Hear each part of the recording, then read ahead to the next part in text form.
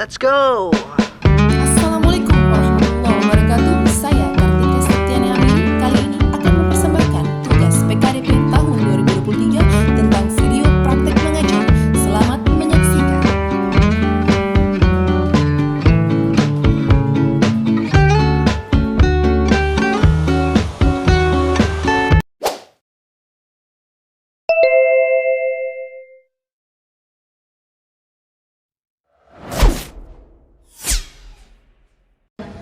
Assalamualaikum warahmatullahi wabarakatuh.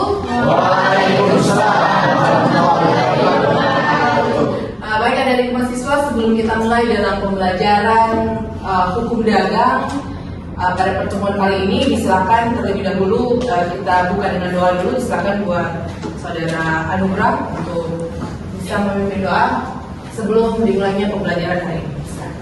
Baik teman-teman, sebelum kita memulai mata kuliah pada hari ini, saya buka dengan doa. Ila hadratin Nabi Mustafa Rasulullah SAW. Al-Fatihah. A'udzubillahi minasyaitonir rajim. Bismillahirrahmanirrahim. Alhamdulillahirabbil alamin. Arrahmanirrahim. Maliki yaumiddin. Iyyaka na'budu wa iyyaka nasta'in. Ihdinas siratal mustaqim. Shiratal ladzina an'amta 'alaihim ghairil maghdubi 'alaihim waladdallin. Amin. Rabbi shrah li sadri wa yassir li amri wahlul 'uqdatam min lisani yafqahu qawli. Saya akan bertanya dulu, kira-kira yang saya tunjuk dia bisa menjawab apa sebenarnya hukum dagang menurut perspektif kalian. Ya, silakan sebutkan nama dan menurut Anda apa itu. Silakan berdiri. Terima kasih atas kesempatan. Baiklah, perkenalkan nama saya SNC Mamoto dari kelas S5B. Menurut saya, hukum dagang merupakan serangkaian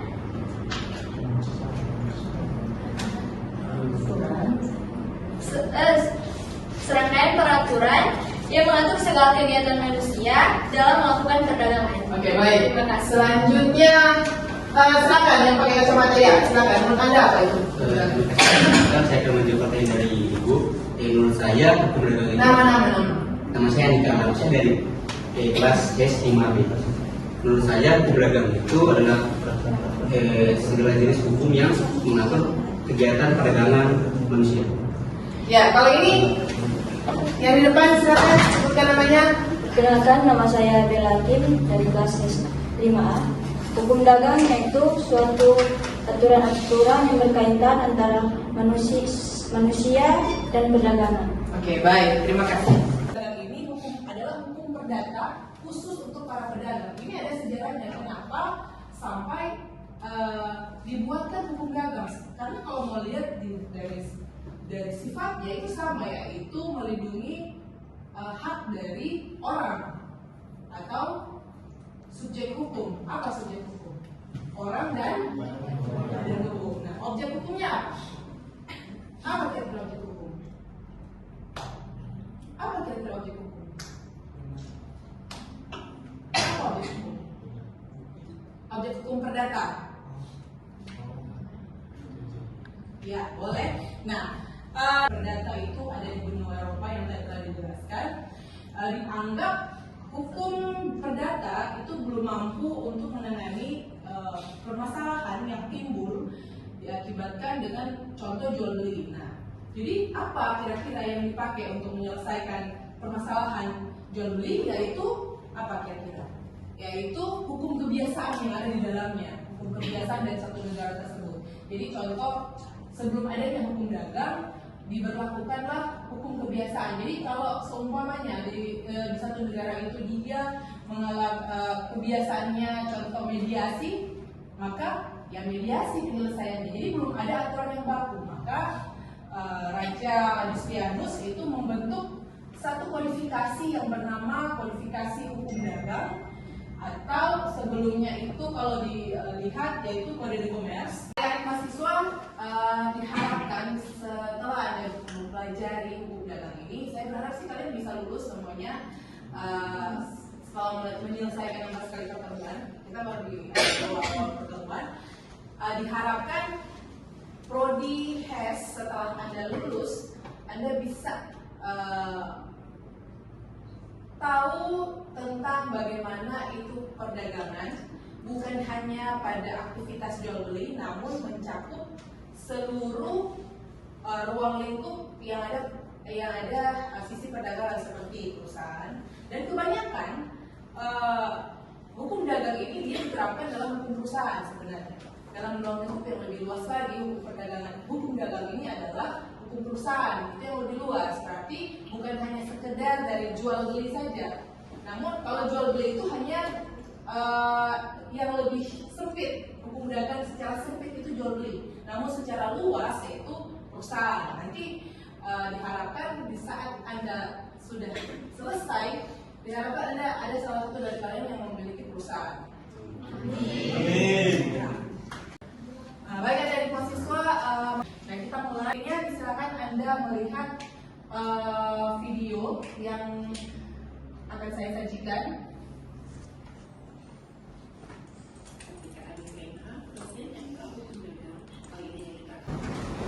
Silakan menyaksikan.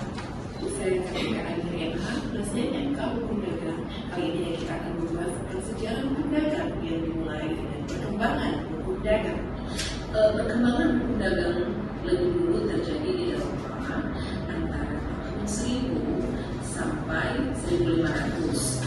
Pada masa itu muncul aktif sebagai pusat perdagangan seperti Benua, Persia, Barcelona, dan Florence. Dalam masa perkembangan, kota-kota dagang ini di Eropa antara tahun 1000 sampai 1500 banyak masalah bisnis yang dapat diselesaikan, sehingga muncullah ide untuk dagang. Undang-undang perdagangan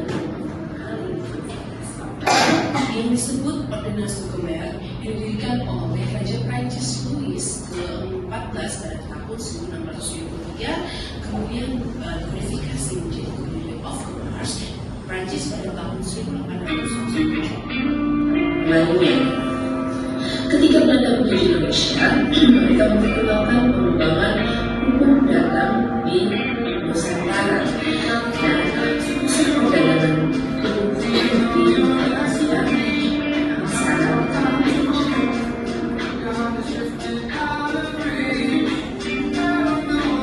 Penjelasan pengertian dagang di Nusantara menurut dagang adalah hubungan hubungan antara manusia dan badan hukum satu sama lain, yaitu dalam hubungan perdagangan. Seakan kalau menurut Suretti, hukum dagang adalah hukum yang mengatur segala kegiatan bisnis perdagangan dan jual beli barang dan jasa antara pihak.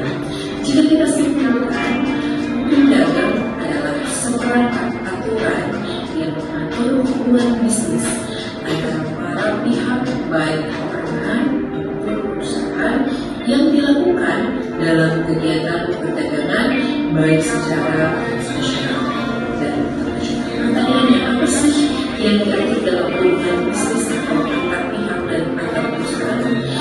Ada beberapa aspek dengan hubungan antara pihak seperti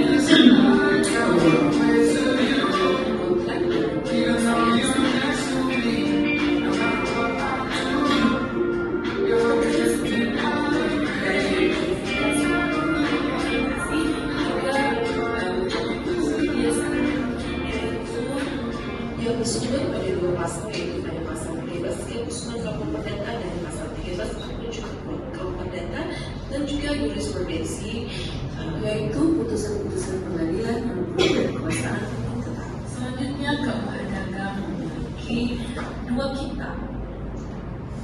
Yang pertama, putusan tentang perdagangan umumnya, kemudian yang kedua tentang hak dan kewajiban yang diakibatkan adalah yaitu sebelumnya ditulis tentang pada namun tadi menjadi undang-undang 37 tahun 2004. Lalu apa sih hubungan KUH Dagang dan KUH Perdata? Pertama, KUH Dagang dan KUH Perdata adalah hukum yang saling berkaitan. Untuk KUH Dagang ini merupakan peraturan umum yang mengatur segala hal hubungan dengan perdagangan, sementara KUH Perdata adalah hukum yang mengatur hubungan hukum antara individu, organisasi, dan badan hukum. Yang kedua, hukum dagang adalah bagian dari hukum perdata yang telah diverifikasi. KUH Dagang adalah hukum khusus spesies dan KUH Perdata adalah hukum umum atau generis. Nah, sesuai dengan asas hukum lex specialis lex general yang dimana tercermin pada pasal 1 KUH Dagang, dimana visinya kitab undang-undang hukum perdata sepanjang tidak diatur lain berlaku terhadap juga hal-hal yang juga diatur dalam kitab ini. Contohnya dalam perjanjian jual beli. Jual beli itu ya diatur dalam KUH Dagang, namun harus diperhatikan aturan-aturan yang terdapat pada KUH Perdata, yaitu hak milik dan kuasa atas barang, pembayaran dan penyelesaian sengketa. Nah, kedua kode hukum ini harus dilaksanakan bersama-sama untuk mencapai kepastian. Anda bisa melihat perbedaan kalau perdata itu berasal dari Romawi. Nah, kalau dagang ini berasal dari Prancis, ya. Nah, di sini pembagiannya yaitu Undang-Undang Prancis atau Code de Commerce. Nah, kemudian pada abad ke-17 ini yang tadi timbullah kebutuhan-kebutuhan khusus yang makanya Raja Prancis itu membentuk kodifikasi yang dikenal dengan Ordonnance de Commerce pada tahun 1673 dan tahun 1681, kemudian ditambahkan dengan Ordonnance de la Marine. Jadi di sini Anda bisa melihat turunannya KUH Dagang atau WVK itu terdiri dari dua kitab. Yang pertama apa? Ordonnance de Commerce dan Ordonnance de la Marine. Ya, Ordonnance de Commerce berarti pengaturan hukum dagang secara umumnya, dan Ordonnance de la Marine yaitu tentang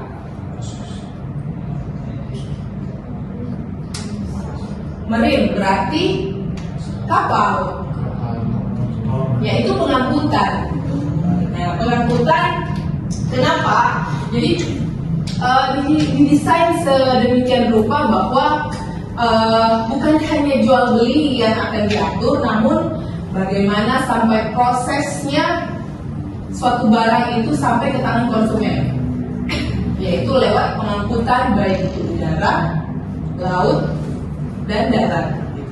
Nah, di sini kita hanya melihat Ordonnance de la Marine. Itu kalau dilihat secara umum mungkin ini tentang pengaturan laut saja, tidak. Tapi ini kalau dikaji lagi lebih dalam, bukan hanya laut yang diatur dalam kitab 2, tapi juga termasuk hukum darat, laut, dan udara. Selanjutnya saya ingin bertanya, siapa kira-kira yang pernah menjalankan bisnis dalam kehidupannya? Bisnis yang the real bisnis, bukan bisnis bisnis-bisnisan atau main-mainan, bermain bisnis-bisnisan. Saya ingin bertanya, siapa kira-kira yang pernah menjalankan bisnis? Ya, silakan ceritakan pengalamannya. Baik, terima kasih. Perkenalkan, nama saya Muhammad Zakaria Hamid dari kelas S5A. Jadi masalah bisnis itu saya pernah punya pengalaman seperti jualan dengan martabak. Jadi dalam usaha itu yang terpenting adalah konsisten. Nah, dalam konsisten itu mungkin kita bisa lebih fokus apa yang dikerjakan dalam usaha itu. Terus dalam konsisten itu kita mungkin bisa lebih tenang dalam usaha itu, dalam artian lebih fokus kita melihat bisnisnya orang lain, usahanya orang lain, percaya diri. Nah, dari itu mungkin kita bisa belajar mandiri juga dalam berdagang. Kita bisa mengatur keuangan, mengatur waktu. Nah, mungkin itu sih. Oke, baik. Terima kasih. Kita akan tentang hukum dagang, keterkaitannya yaitu dengan KUH Perdata bisa kita lihat ini pada buku 3. Dalam buku 3 ini kalau KUH Perdata itu mengatur tentang apa? Apa buku 3? Buku 3 KUH Perdata, perikatan. Nah, kaitannya dengan KUH Dagang yaitu dalam KUH Dagang itu sebenarnya esensinya itu yaitu perikatan. Nah, jadi dasar hukumnya itu yang adalah KUH Perdata buku 3. Nah, dimaksud dengan hukum perikatan ini adalah hukum yang mengatur hubungan hukum antara dua orang atau lebih yang terletak dalam harta kekayaan atau di mana pihak yang satu wajib berprestasi dan pihak lain berprestasi atas lainnya yang dimaksud. Nah, yang dimaksud ini adalah kekayaan ini yaitu proses jual beli atau katakanlah perusahaan. Sekarang saya ingin bertanya, siapa kira-kira yang bisa memberikan contoh terkait dengan dunia perusahaan? Silakan. Bisa? Silakan sebutkan nama. Baik, perkenalkan nama saya Taufik Yesadi dari kelas S5A. Jadi saya akan memberikan contoh tentang perusahaan itu. Yang pertama ada dari perusahaan. Jenis perusahaan. Jenis perusahaan itu Yang Anda ketahui. medis, jual obat-obatan kimia farma. Dalam bentuk apa? PT, CV? Itu PT. Ada lagi yang lainnya? Ya, silakan.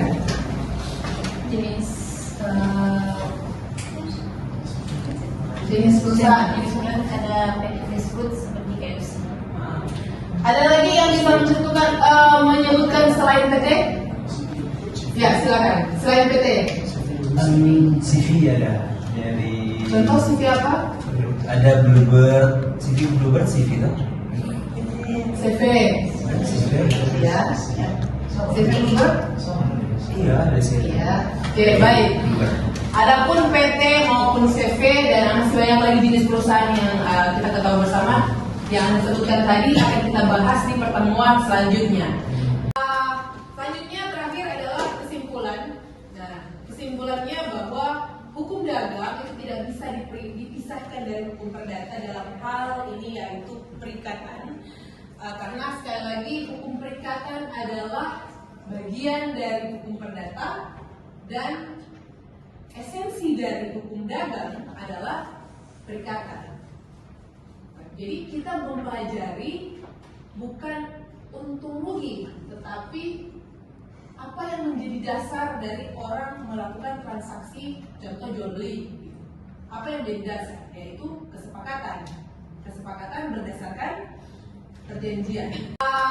Selanjutnya terakhir adalah kesimpulan. Nah, kesimpulannya bahwa hukum dagang itu tidak bisa dipisahkan dari hukum perdata dalam hal ini yaitu perikatan.